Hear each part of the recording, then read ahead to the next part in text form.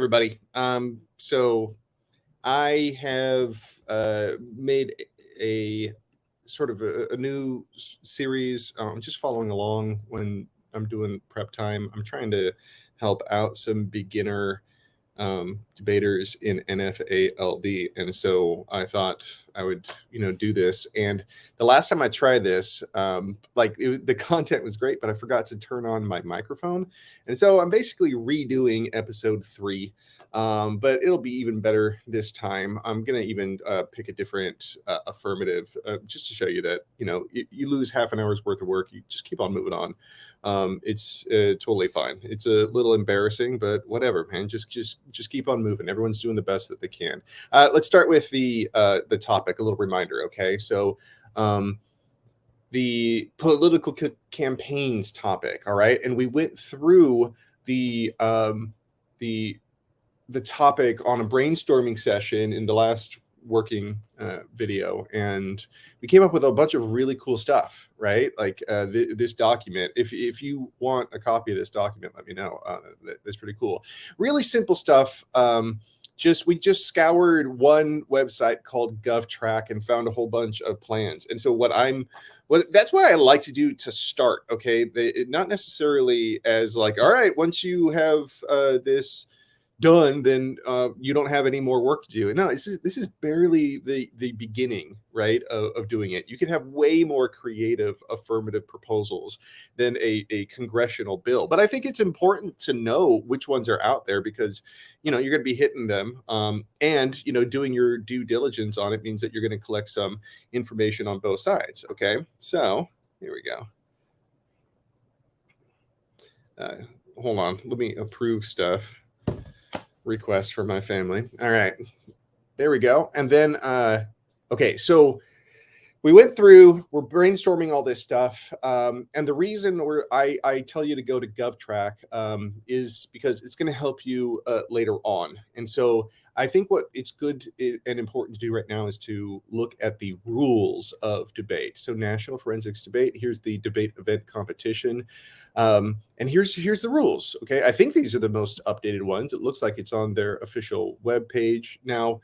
I love y'all, but just to let you know, is like I get a lot of like inconsistent sort of information about like what the resolutions are and stuff like that in the searches. And so yeah, so make sure that you're looking at that. But I'm pretty sure these are the ones I know of. So there's extemp, impromptu, boom boom boom, informative. Okay, those are individual events. Here we go. Lincoln Douglas. Okay, so take a look right off the bat. I hope you could read this. Let's see if we could get this going. Yeah, that's better. Okay, supposed to engage the audience. So policy oriented. That is language I'm looking at right there. Policy debate. So that's why I'm like, oh, go look up policies. All right, see what's out there first. Okay, and so it's like the very first rule. And so Lincoln Douglas is a one-on-one, and they're emphasizing persuasion throughout the entire rules. Now, let me just let you know that from what I have heard and from some of the video recordings I've seen, I haven't judged NFA LD for a long time. All right, but from what I hear, a lot of people kind of forego these rules. They might even kind of coax you into debating about these rules, and so sometimes people put together packets on like what happens when there is a rules violation, and I think some of these have been modified to adapt to those positions. But people debate about the rules, just to let you know. All right, that's why you want to know about this. Okay, so one-on-one, and it says that it follows the stock issues of policy debate: harms, inherency, solvency, topicality. So I teach this in my classes as well. This is not the only way to debate, but I do think that there is value in understanding what it means, and it's really easy to apply it in multiple situations outside of debate that are also helpful.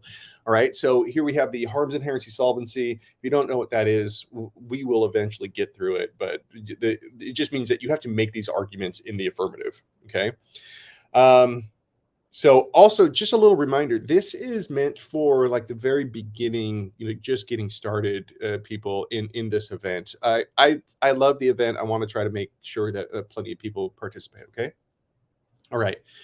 So then there is, they have rules for judging, right? So, hold on. I don't want to look over this. Rapid fire delivery, commonly called spread delivery, is considered antithetical to the purpose and intent of this debate. So this is one of the things that they directly disregard is from what I hear and see, right? Is that they are talking a mile a minute on these things. And I actually might recommend that if you can do a really quick analysis of how fast they are talking by using something like Udemy, you know what I mean? Because it gets you that right away. So rules for judging. So for the judges, the affirmative has to prove that there is a harm to the present system, or that a comparative advantage or goal can be achieved over the present system. That's the harm stock issue. Inherency, which prevents solving those harms. What is blocking us from fixing these problems? Inherency. And then the proposed plan's propensity, that's a mouthful, to solve for the harm. That's solvency, all right? But they also include topicality in this issue as well. As far as a stock issue, that you have to be on topic, that you can't just propose a policy that makes the world a better place. You have to propose one on the topic that was given. And if you are just starting out in NFALD, then you might be wondering why they have to be so clear about this. It's because people kind of abuse the system, and they just kind of, they put together pet projects and run them. And then they are able to develop out every single response to that pet project, and so they're trying to remove that. I'm not saying that's what you should do. I'm just saying that's what these rules are, and that's a little history behind it. Okay. Or a little, not history. I don't know the history of NFLD. I'll just say sort of like the debate that's happening between people right now in the debate community. So it says here the negative may attack any of these issues, but need only win one in the debate. So notice how they're really trying to lay on the presumption on the affirmative, okay? At least in the rules they are. And they're making it so you have to like check off 4 boxes. And if the negative is able to prevent you from checking off any one of those boxes, then you as the judge are supposed to vote for the negative. But there's also the ability to run disadvantages. So even if you do check off all 4 boxes, then you can say, yes, you have all those key components, but there's a disadvantage that is more significant, that outweighs those benefits, or you can propose, propose a counter plan or counter proposal. Counter proposal, I wonder if I should start using that term a little bit more. Do you like counter plan or counter proposal more as a term? Because this is an official document and everything, and I'm just some guy who has an opinion, right? So counter proposals should be logically, they even gave standards on the counter proposals. So this is one of the few debate societies that I see really spell out like the philosophy that they want to sort of enshrine in their activity. Okay. But like I said, from what I hear, there's plenty of people that are willing to disregard parts of these things altogether. Rebuttals, no new lines of argument. So I'll just summarize that one. Speeches should be pleasant, comprehensible, and persuasive in tone. Wow, I'm interested in how this is enforced. I think there is some down below. Use of evidence. This is important to acknowledge here, okay? That per the rules, you have to cite your evidence. So students should only use evidence that is accurate and thoroughly referenced in their speeches. See, I'm wondering why you even have to say that. Like, shouldn't the accuracy, the thoroughly referenced, yeah, shouldn't that automatically? But so in both prepared speeches and speeches composed within limited prep, debate should use evidence that is accurately and directly quoted. Directly quoted? Okay. That's where people start talking fast. When you directly quote things, you just start speed reading, spreading. The evidence should be quoted with proper respect to the context of proper respect. They can use non-written as long as the veracity of the evidence may be verified. Information from electronic sources may be used, provided students does the following indicates during the performance the name of the source, the date the information was collected, and the method used to collect the information. Possesses a means to verify the accuracy of the evidence should it be formally challenged. Verification may include a transcript. You got to have files. You got to have the files. Okay.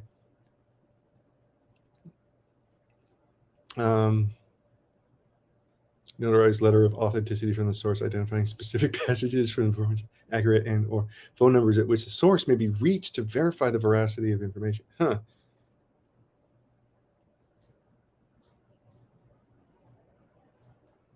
Okay.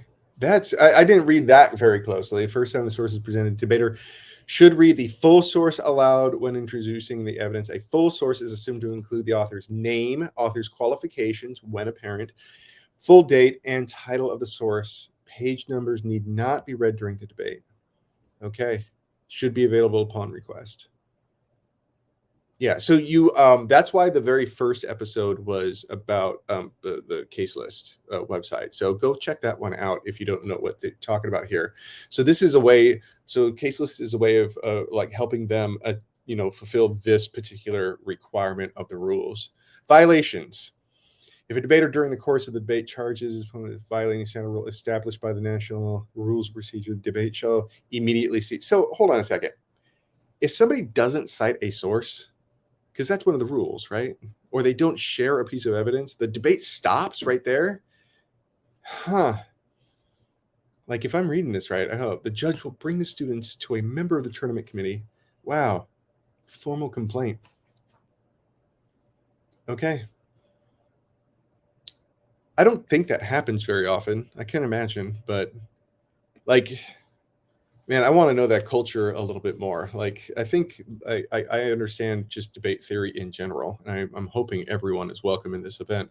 But I want to know a little bit more about how they do that. So there's the times; those are important. Yeah, and then okay.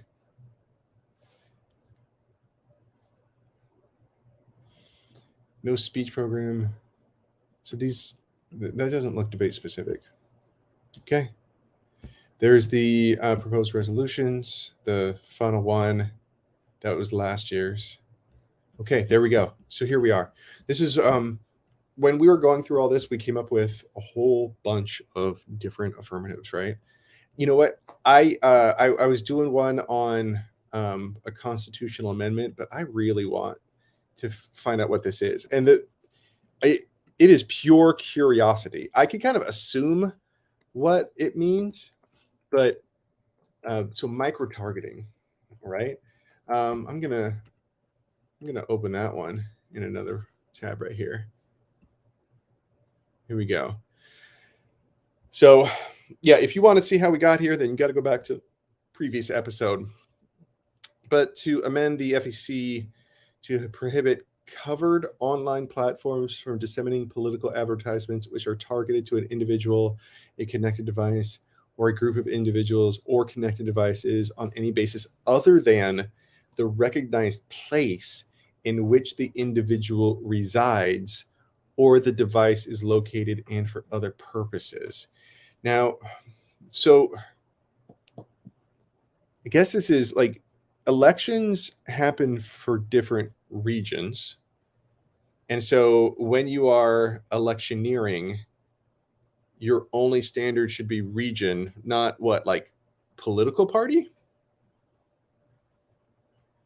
or favorite television show, or, if you clicked on that porn link or something like that. Is that what this means? Micro-targeting? So that's the reason I chose this, is because I don't know what the hell they're talking about. And I want to, and I hate when that happens in a round. And so I don't know, maybe I'm just, an old guy who that's happened too many times where is really not that great of a topic, but somebody just knows that you don't know. So then they run it, and it's like, yeah, it just bugs me. All right. So where do we start from here? Where do we start? Remember, we got to have, so let's do a little bit of fleshing things out. I think that it's good for you to do equal amounts of thinking about the evidence that you've gotten without reading as to reading the same amount of time. So you see what I'm saying? The amount of time that you are devoting to this should have equal amounts of thinking and reading. Let's just as a base point. Maybe I'm off. Maybe you should have 2 to 1. Maybe you should have, some ratio. I don't care, right? But you should not do just reading the entire time. That's what we were doing with brainstorming. It's like we just like did something until we're like, hey, let's collect this one. So let's start on the affirmative. We just read the rules, right? And so we need to have harms, inherency, solvency, topicality. You know what? Let's do it in that order. I want to find out what is so bad about micro-targeted political ads. So what we're going to do is now we're going to go to info mode, all right, informative mode about if I had to give a presentation on what micro-targeted political ads are, what would I say? Well, I remember I actually encourage you to start with just your basic Google searches. I think people should be aware of what is popularly understood to mean, right? Like, how are people using this term? You want to know that, not just what the official one, not just what the etymology is of this word, but like how are people doing this? Okay, so oh man, there's already. Oh man, I'm gonna get a bunch of things. Genius Monkey, political ads, political marketing, micro-target political ads. Okay, Boston University. So look, ad, right? Like they put it right there, and I noticed that I just skipped that part because I went straight to the blue. Didn't I? Did you? Did you go straight to the blue link? Yeah, I did. But when I step back and take a look, I'm like, oh, there's 2 advertisements, and they look like advertisements. And then as soon as it just didn't sound like an advertisement when I read it, I'm like, oh, it's not an advertisement. So this one looks like it has an author, right? Like right up front. See, start looking for these things, people. All right. When you're doing, especially when you're doing just, public research on Google. We're not even into the database level yet, but I start at Google all the time. I'm like, I want to know this. I want to know how people talk about it. I don't think many people talk about micro-targeted political ads, but I'm sure there's a community, and clearly there is some sort of profitability for this term. All right, so we got micro-targeted political ads. I'm going to be saying that the entire time. Okay, so that's the Congress.gov. That's basically the same as GovTrack. It's just like, hey, here's the bill that you're getting it from. Okay, so we can learn a little bit about her. Like, she'll probably explain herself right here. Not too long ago either. Okay, we got a Washington Post. Now, that's where we might have to go to our databases, because Washington Post is not free. Okay, but you know that it exists, and you might be able to get a line or two to kind of, just get a little bit of free information. But this is where I tell you, if you are like a college student doing this, which is like you should be because it's the NFALD rules, right? Then this is where you got to know what your library's capabilities are. And I think anyone who is worth their salt in this activity will be doing that. So tap your library for resources. Not only that, but man, every librarian that I've ever talked to, and I get to talk to a lot because I work at a university, right? They want you to ask them. It's like that's why they got into it. It's a challenge to find interesting and sort of complex things for some of them. I'm sure there's some of them that are just just waiting for it all to end. But whatever. There's plenty of them that are enthusiastic about it, and you should do that. LA Times. Okay, we're getting into it. Banning micro won't end the practice. Ooh, there's a solvency takeout. Like, it's like literally the cleanest solvency claim that you could write. Like, it's like there's no fat on that one. You're going for that one. Okay. A Lie Just for You. Oh my God, that's a great title. That's a great title. Brennan Center. Okay, I'll be looking. All right, so hey, we got ourselves a little bit of a story. Okay, about we see that solvencies habit. Look how much information you could get just from the results list, right? All right, let's collect some stuff here, people. Here we go. Here we go. Oh, nice, nice. So, oh, it's a law review. Very nice. Okay. Open source law review on micro-targeted political ads. Like, you better know this one. Everyone that you're going to be debating against is going to know this one. I mean, I do not consider myself to have any sort of advanced level research skills when it comes to highly competitive NFALD debaters, okay, or their coaches, which is who else I'm also competing against, right? But this is something that's just on target, okay. And so we want to, okay.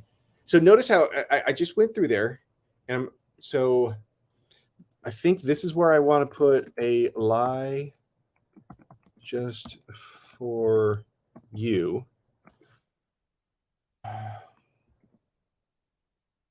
So why is huh? So I'm just kind of brainstorming. I guess there's some sort of technology stuff, but that also, um, so what that does, I'm going to leave myself a little note right here about. Right, what I'm trying to demonstrate right now is that always go forward, always put stuff down on the paper. Like, people, you censor yourself too much. You're like, oh no, they're going to say something in response to it. It's like, of course they are. You're going to say stuff in response to them too. Like, just get it down on the paper. You can evaluate whether or not it's good later. I'm not saying it's wrong. It's just okay. So right here, and then this, and so for the topicality, we are going to be talking about communication. This is communication. Right? So from the topic itself, right? Political communication. That is political communication. So the reason I'm putting a note right there is because we want to put a little extra effort into defining political communication, because that's the easiest way for us to link to the topic. Some of these other topics that we're looking at aren't really necessarily on like family vendors isn't like you can describe it in terms of political communication, but I think campaign spending is just a little bit more on point and a more useful way of looking at it. So so you see what I'm going for. I'm just thinking about what sort of challenges can they make to us. What is our answer going to be? Our answer is going to be, we link to political communication. We are restricting political campaigns for office through their communication. Micro-targeting political ads is, we're going to restrict it to only one standard, which is region, right? Because right now it could be a bunch of things. So, oh yeah, it like this is just uber topical. All right, just way topical. So I'm not really worried about that. All right, let's get that. Let's get that. Okay, we're gonna do micro-targeting political ads. I think this is gonna be our. You know what? I think this is going to be like overview stuff. And so I'm going to put this above all. Uber eyes. Here we go. Okay. I don't want to read an entire law journal in front of you. That'll happen between episodes. Okay. You know what? I do want to know. So this is more overview stuff. I want to hear it from the source. All right. And so, that is also reading material. It looks like it's going to be definitely overview type stuff. Okay. We're going to do Washington Post. You know what? I can still get the link, but yeah, see, there you go. Here we go. So I'm going to just, oh, that is more harm stuff though. Facebook accepted the risk. Okay, here we go. So I'm going to, oh, no, no, no, no.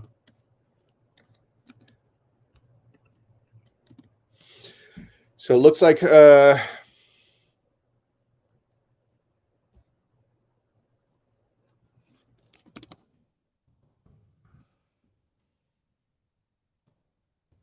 get off. That's creepy. Come on. Right. And so looks like, see how I'm just filling things in, just filling things in. You know what I mean? Boom, boom, boom. Ooh, we don't like gov info. No. Wreaking havoc. That's more harm stuff. So we're getting good harm stuff, which is, kind of typical in my experience.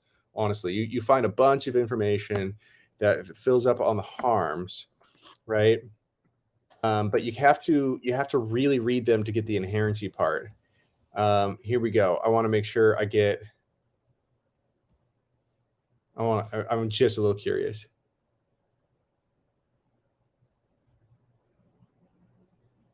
Should where political ads are allowed, should their micro-targeting be prohibited? Google is one of the first to make this restriction formal policy. Oh man, the company announced on Wednesday that it will stop Wednesday of what? 2019? Oh, Wednesday. Wow. Stop allowing highly targeted political ads on its platform and limits such mentions only large interest categories. Oh, there would even be more of a restriction than that. Okay. Facebook too. May soon prevent campaign. Now we have to look that up. Okay. So this is you know what? I'm gonna put this under the neg.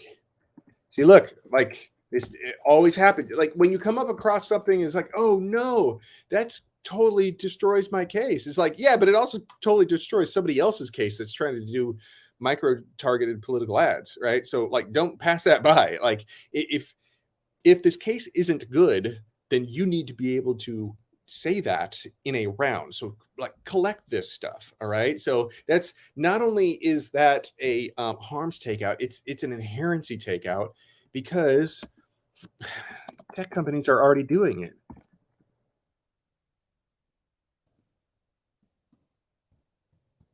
Okay. So that would be so this is messy. It totally is messy. I know, like, you're like, oh, if you can't follow me, then yeah, like I know, but you're just getting it down. That's not the important part. Is you're still getting it on one piece of paper, right? A lie just for you. So this is the one I wanted. Micro-targeting is a powerful tool that leaves too much room for misbehavior and disinformation. Okay.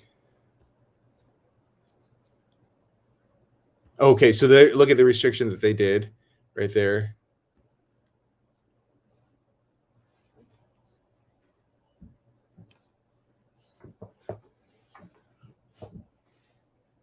Okay, while broadcast ads are still the norm, candidates and political players are opting for the narrowcast so they can reach you directly on your social media feed. During the second half of the 20th century, the main way that major party candidates for the presidency got their message out was to nationally disperse electorates, was through broadcast ads on radio and TV, but nearly as soon as the internet allowed, political ads have been moving online.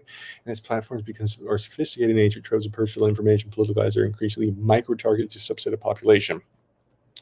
Okay, so what's wrong with micro-targeting political ads? Okay, perfect. The trouble is when they contain misinformation or disinformation, they are the mental equivalent of a drive-by shooting there quick. Okay. I'm starting to understand that they could only do it by region because now you don't know if it's going to your party or somebody else's party. You only know that they're going to your voters. Interesting. And so the misinformation, okay, I'm starting to like it a little bit more. Okay, you see how I can tell the story right now? Like I just understood that they first micro target and then they usually deploy misinformation by requiring them to only target based off of region. That means your misinformation would also get to your own constituents, or vice versa, depending on what type of misinformation you want to give. And so that way they have to just be honest. That's it. I don't know. That might be kind of a stretch. I can see how that wouldn't be the case either. Yeah, so it's not new. One factor mitigating this target could be by mail could occur that postage costs add up fast. For instance, in 84, okay. How are voters targeted? Data whizzes. This gives name, address. Okay. This is exactly the treasure trove that I thought it was going to be. All right. And Elijah's for you. Here we go.